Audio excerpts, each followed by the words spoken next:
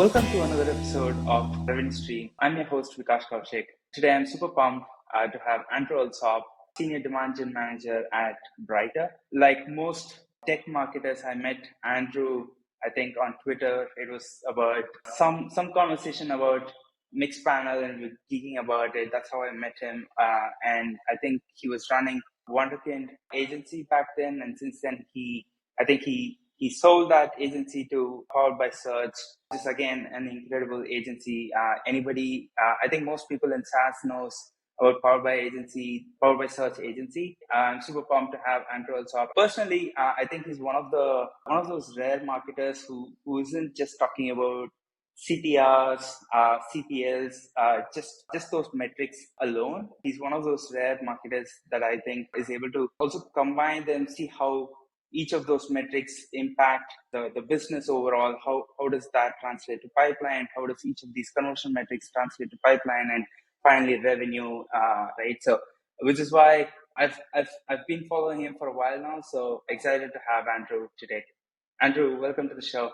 Yeah, thanks so much for having me, and it's such a pleasure to finally be able to have this conversation with you. I feel like every time, there's people that you engage with a lot online, and every time you have a conversation, I feel like it went on for way too long without having this face to face. But yeah, it's also great to hear you articulate what you take from the things that I post.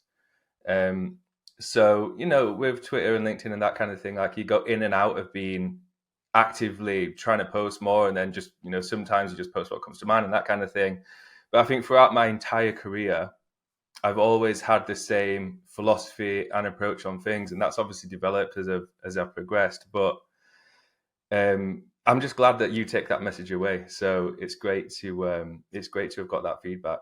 Let me know if you have any tips sometime in the future, because I've been trying to be a little bit more consistent as well in my posting. If you look at my Twitter feed, at least recently, it's just been me reposting a bunch of stuff. I think I've become more active on LinkedIn. I don't know what the product managers at LinkedIn are doing, but there's something there that has made me a little bit more active. Still not as active as I would have loved to. Yeah.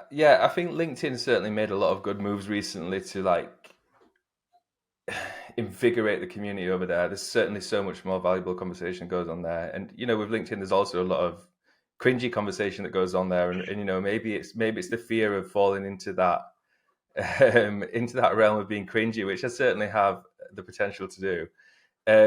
But yeah, Twitter's it's different now. I feel like I spend a lot more time on Twitter, but I'm a lot less active on Twitter in terms of posting and proactively building the community and that sort of thing. So, but yeah, it definitely feels like LinkedIn's a place to be at the moment. I feel like there's also a lot of private communities that are great for this sort of work focused conversation as well. So I'd say, yeah, LinkedIn, but also do have a look at things like Demand Collective, Pavilion, that kind of thing as well. I feel like that's where I get a lot of my value from at the moment. Let's get into it, right? Like I there was this post that you posted, I think a month and a half back, where you spoke about growing businesses efficiently month on month, quarter on quarter, and the graph is always trending up and to the right? So I'm just trying to understand, like, what are some of the things that you've seen work really well, right? Like, especially given that you've spent a bunch of time working at agencies, you've built your own agency, I'm sure, like, you've worked with tons of clients. So, like, what are some of the things that you've seen are like super common with companies that are able to keep going consistently?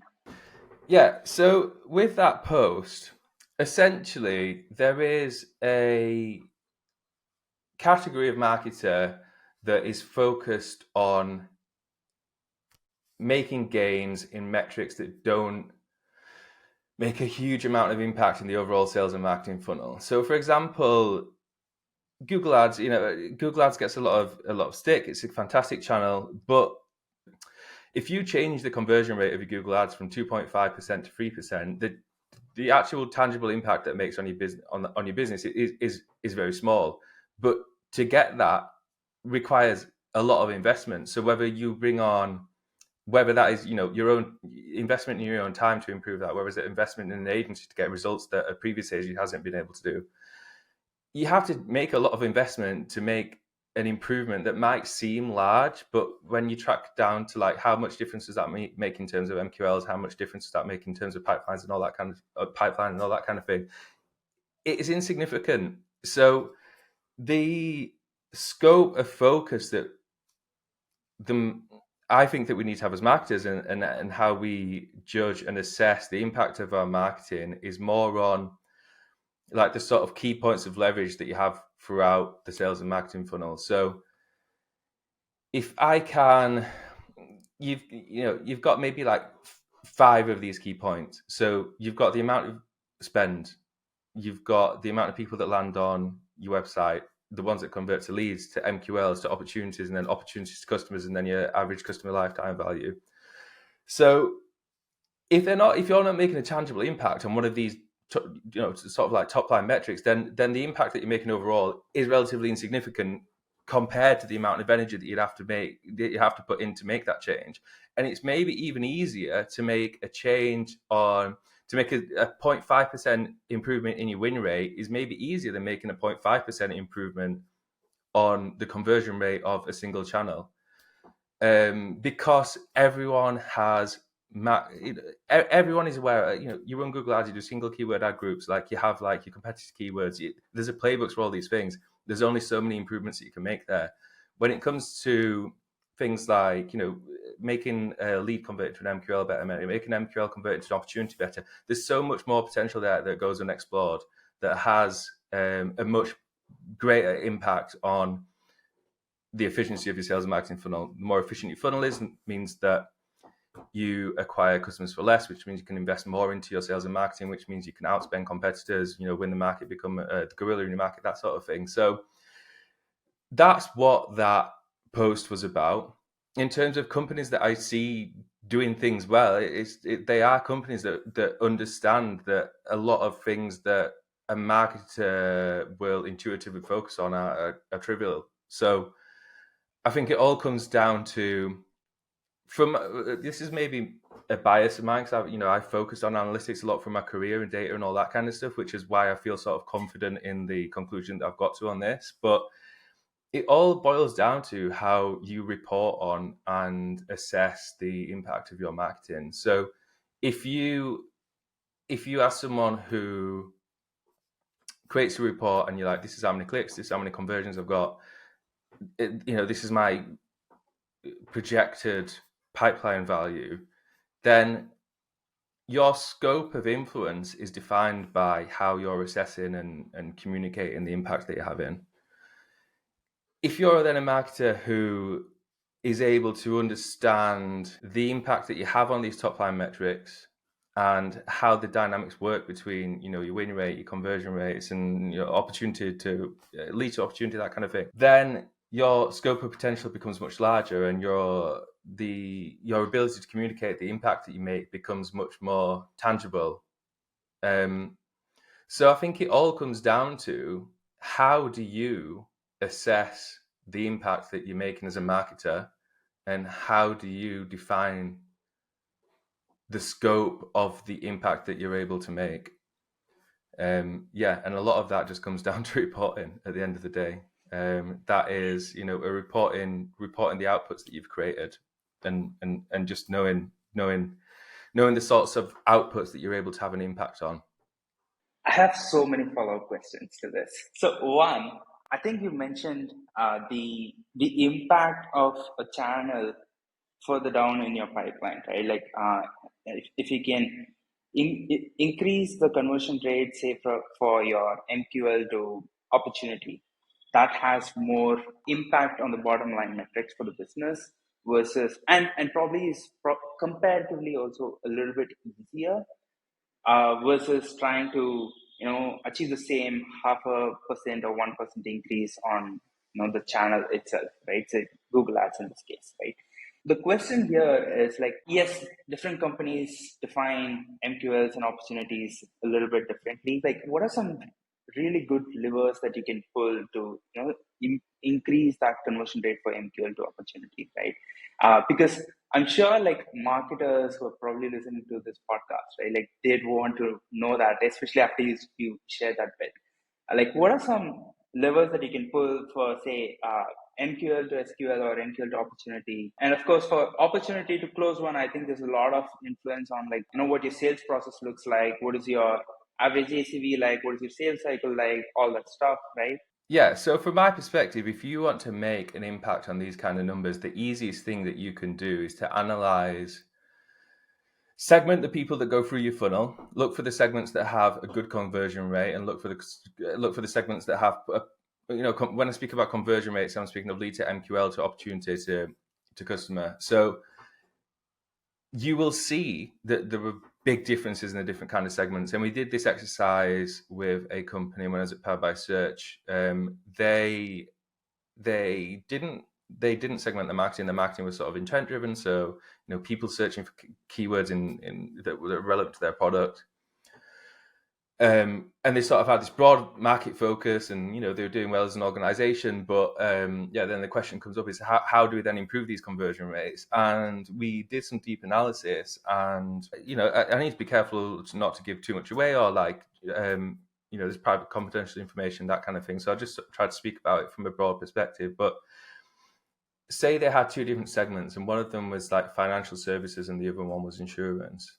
The financial service, the leads that they're generating from financial services were far more likely, like significantly, like, the conversion rates was in like the high 20s in financial services in terms of opportunities to close won customers.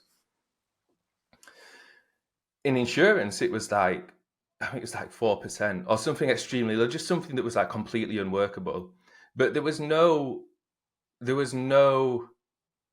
nothing in the way that they approached marketing that acknowledged this difference. So if you're paying $100 to acquire a lead in insurance and you're paying $100 to acquire a lead in financial services, but based on all the historical data and based on, this comes down to their ability to sell and serve customers and, communicate how good they can do that to different sectors. They obviously didn't have that fit in insurance versus where they had it in financial services, yet there was no prioritization of either segment over the other. So I feel like it's what a lot of people want to hear, put in this like 10-step lead flow and use this kind of language and this kind of stuff. But it comes back to a lot of like old school things, which is just basically segmentation.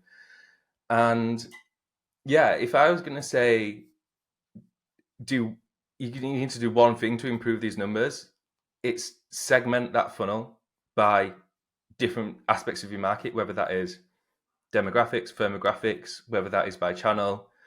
You are going to see that there are parts of that funnel that are bringing the average down. You get rid of them, you put that investment back into the strong segments, you're going to see improvements.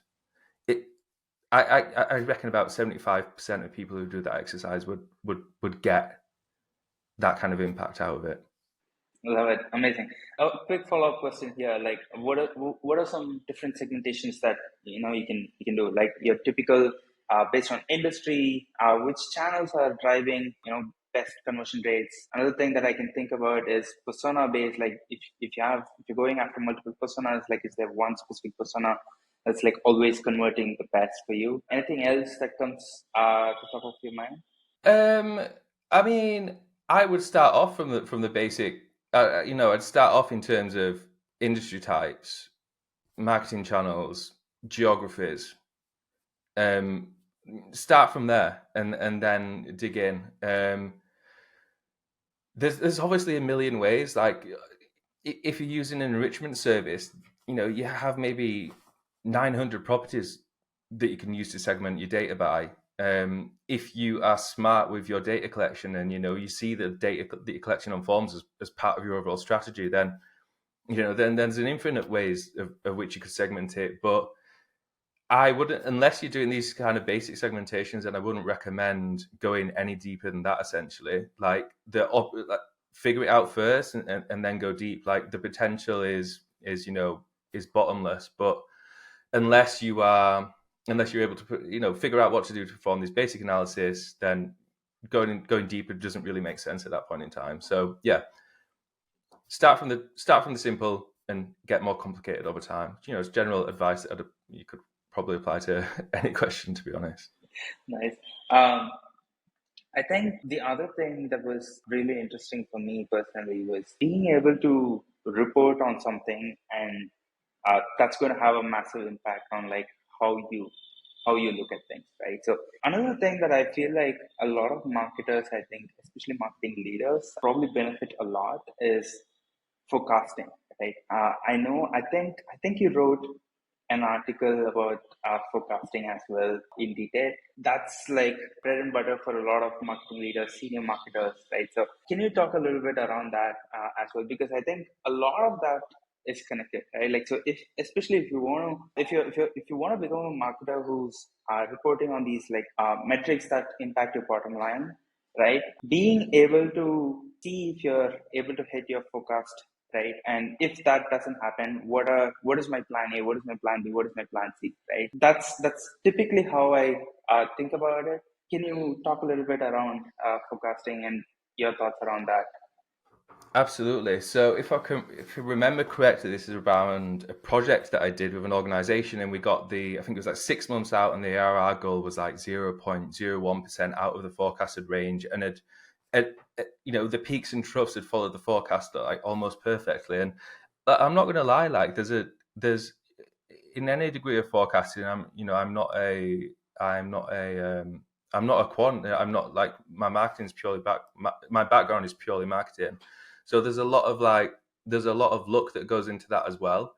But then, the way that we did approach putting that forecast together was a smart way to approach it, and did also have a really significant impact in how accurate that forecast was. So that came down to just breaking down that sales and marketing funnel into so many different segments, and again, speaking about these different points of leverage that we have in marketing. So looking at spend, looking at traffic, looking at leads, looking at MQLs, and how that differs by channel, how that differs by month, and all that kind of stuff. And then we built a model in Excel where we could make, like, if we increase the budget by 0.5% on this channel, that makes this impact in the amount of leads. But then maybe that means that, the law of diminishing returns, maybe that means that the lead to MQL rate will go down. And it was just having this whole model mapped out with this ability to tweak all of the variables, but also looking at things in a really pragmatic way in terms of nothing ever scales and stays as efficient as when it's at lower ends of the scale. And that's the law of diminishing returns. That's just one of the laws of the universe. But people very rarely model that sort of stuff in. So yeah, I think the success of that came down to, understanding SaaS business model as a whole. Like, if you don't understand payback periods, if you don't understand, some of the financial elements that impact marketing from a SaaS point of view, then you're not going to be able to build a model like that. So I guess it's, understanding SaaS at a deep level, like going beyond just what happens in marketing, and having this understanding of like what's happening in the sales and sort of financial aspects of the business. If you can understand those, then the way that you approach it as a marketer completely changes. But yeah, in terms of putting the forecast together, you have to understand like the SaaS business model. You have to build a model, and you have to be realistic in terms of the changes that you can make and the impacts that you can have. But I think there's actually, if you go on the Powered by Search blog, there's maybe a write down about how we put that forecast together with a downloadable template. So poweredbysearch.com/blog, look for the forecasting blog wrote by me, and you'll have a complete breakdown about how we did that. I'll find the link and put it on show notes for sure. So one of the other questions that I had in my mind was, while you were speaking about this, the law of diminishing returns, right? Every channel has its maximum capacity, right? I think being able to figure that, hey, we are almost hitting that peak, that's like super critical, right? Like, because now that it means that you have to, okay, if, say, for example, Google Ads is like one really good example, right? Like for most companies, Google Ads is usually the first channel that starts to plateau. Typically, like, what is the thought process that you have when it comes to trying to figure out, like, hey, is this channel, like, have we maxed out on this channel or not, right? Like, what is your typical thought process over there? Is it just So again, I think it all comes down to understanding how your business model works and the guardrails that you have to operate in. So, and maybe this is something that we could touch on later, but I feel like a big mistake that we make as marketers is not acknowledging that there is a local maximum for most channels, and you can get sort of 80% of the way to the results that you'll get from a channel with 20% of the energy, and then the next 20% it takes, the remaining 80% of energy, and there's a whole thing around that. But if you've broken down your business model, if you know your lead to MQL conversion rate, your MQL to opportunity rate, and all of these other metrics, then you know how much you can spend to acquire a lead in a channel. Oh yeah, there's this metric that I often look at, right? Like, so you have your acceptable cost per MQL, right? And I feel like a lot of marketers still don't track that. So you have your, Yeah. like, if you're consistently crossing your acceptable cost per MQL, right? Maybe that's your answer there, right? You've maxed out the channel at this point, and from there on, it's probably like no matter how much money you're going to put in, like you're still going to get the same amount of results from there, right? If you're a reasonably experienced marketer, then there's not, like I said, you get, if you're a reasonably good marketer, you're going to get 80% of the results, 20% of the effort, and the next 20% is going to take a lot of time and energy to get. And you have to ask whether it is worthwhile. And, at a certain scale, then yes, it is. And that's why you have specialists that focus on each individual channel and squeeze as much juice as possible out of each of those channels. But if you're a growing business and your goals are considerably different to the reality that you are now, then getting that last 20% out of the channel is maybe not as good as looking for new tranches of leads and revenue.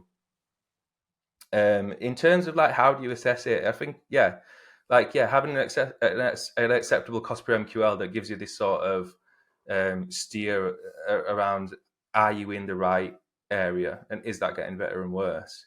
But also, once if it's a new channel and you don't have channels, like MQL to opportunity does change by channel. So even if you're getting MQLs at a certain cost and that fits within your existing model, then if you introduce a new channel, if you introduce a new segment, then these dynamics do change. So it might be the case that your MQLs are higher for a certain channel, but then they convert to opportunities better, which means you've got more opportunity to invest into that channel. But yeah, without knowing how things work at a segmented level, then you can't really make those decisions. And I feel like a lot of people do overlook.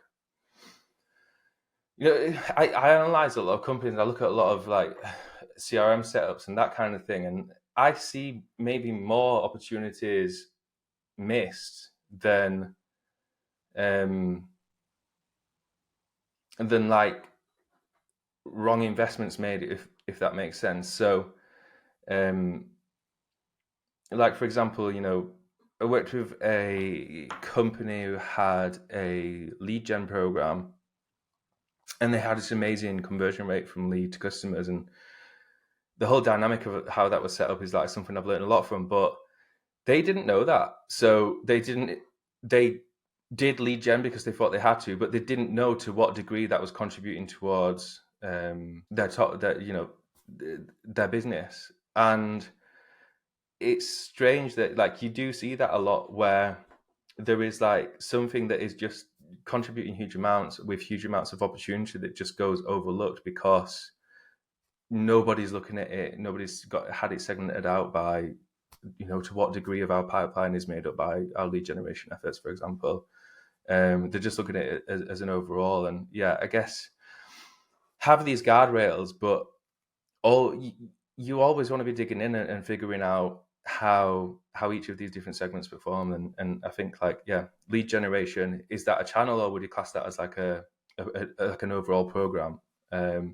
So yeah, maybe that's another good segment to add to the list of things that we mentioned earlier. Like look at your different programs. So you'll have your lead gen program, you'll have your webinar program, you'll have your direct response program, your events program. All of these things, like they all contribute in different ways, and they all progress through the funnel differently. So yeah, it's a good one to add on to that existing bit of the conversation that we had. Nice, yeah. I can't help but ask, but have you seen Legion programs work, or does it like really depend on business and industries and kind of personas that you go after?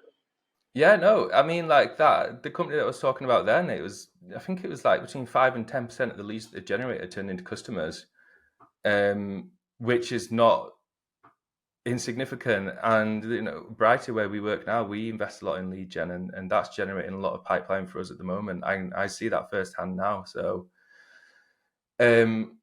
it does work. It's like anything. Like what works for certain businesses doesn't work for others, and it just depends on the dynamics of your market. So I think where the two organizations that I'm speaking about there, BRYTER, who I work for now, and the other organization, their markets were relatively, you'd say, not as tech forward as like someone buying marketing automation software who is very chronically online. Myself, like is aware of every single sales and marketing tactic that's happening, and it's very hard to like fly under their BS radar. But someone who who has a more traditional worldview, who spends more time offline, who's more used to more traditional forms of marketing, and they're probably still going to respond to marketing activities that people who are more tech forward wouldn't respond to. So I think it's silly to say anything wouldn't work, and I think like I try to be agnostic about everything and analyze things rather than saying this is the sort of common knowledge and that's how I'm going to approach things, or that's how I'm not going to approach things. I think it all, every single part of marketing, it all comes down to experimentation. Alongside that comes analytics. So if you've got that framework to experiment and analyze, then it's hard to go wrong. But yeah, I understand where the criticisms of lead generation come from, and it's that you could say that same criticism about absolutely anything, but there's a lot of nuance that goes into it, and if you ignore that nuance, then you could miss a big opportunity. Yeah, for sure. I think if I'm being completely honest, over here at Revenue Hero, we've not done the typical lead gen campaigns yet, and it's one of the things that I'm pushing my team to at least experiment, right? Like, let's not dismiss it because like an influencer said it on LinkedIn, right? Like, yeah, it works well for them probably, but let's test it out. Let's figure it out figure out what works for us and what doesn't work for us, and then come to conclusions. So yeah, we're in the works of like starting that pretty quickly, starting that experiment pretty soon. So yeah, pretty excited about it. Yeah, I think it's just think about it from first principles. If like, and I think this is the trap that marketing fell into, is leads just became a proxy metric for success, and then we lost relationship between success and leads generated became more and more tenuous over time as we just got better and better at pumping that metric without actually figuring out why we were even doing it. But yeah, from a first principles point of view, like if someone's willing to exchange their contact information and wants to keep up to date with what you're doing, and you've got a meaningful program to continue communicating with them and continue adding value, like is there any way that that's not going to be a success? But if you're purely like, yeah, I just want to pump the lead numbers and that sort of thing, then it's probably not going to work out well for you. But yeah, I think think about things from a first principles perspective. Have a take the point of view of the person who's on the other side of the screen, and like what they're going to take from this, and obviously analyze it. And what's the word that I'm looking for?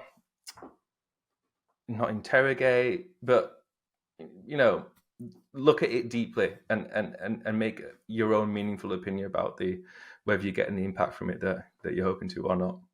Yeah, I think there's just a lot of noise on LinkedIn just on this, right? Like lead gen versus demand gen, all that stuff. So I think what you said also makes a ton of sense, right? Like if a marketer or a salesperson that is also tech savvy probably understands all the nuances that's and knows what's going to happen the minute you share your email ID. But somebody who's probably not tech savvy or probably who's not a marketer or a salesperson is probably not aware of like what might happen after they share the email ID, and but is also probably genuinely curious about like what you have to offer, right? Like you put up that landing page or whatever that lead magnet is, right? Like, and there's a reason they gave their email IDs. So yeah, and I think a tangent to this, right? Like given all these data providers like say Cognizant and the likes, right? Like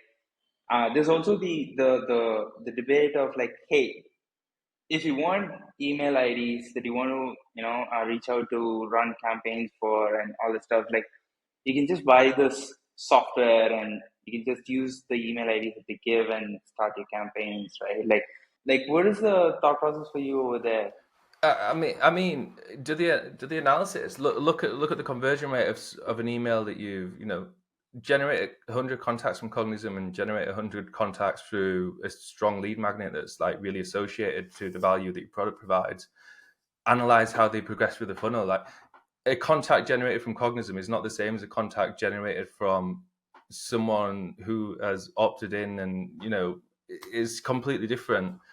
But in terms of, I like I I don't see why you wouldn't have both running concurrently. Like, or why would you completely negate email as a channel? Like, email works well for so many organizations. I think that's common knowledge. But then I was saying that the way to generate emails isn't part of that. Like almost every enterprise organization that I work for has a webinar program that contributes significantly towards their revenue, and the majority of the people who join those webinars are generated from opted in marketing contacts. But like, it's not really like, I don't, this whole argument around that kind of stuff, I feel like people have to take an opinion on things because that's how you get engagement on LinkedIn. Like there's no real value in terms of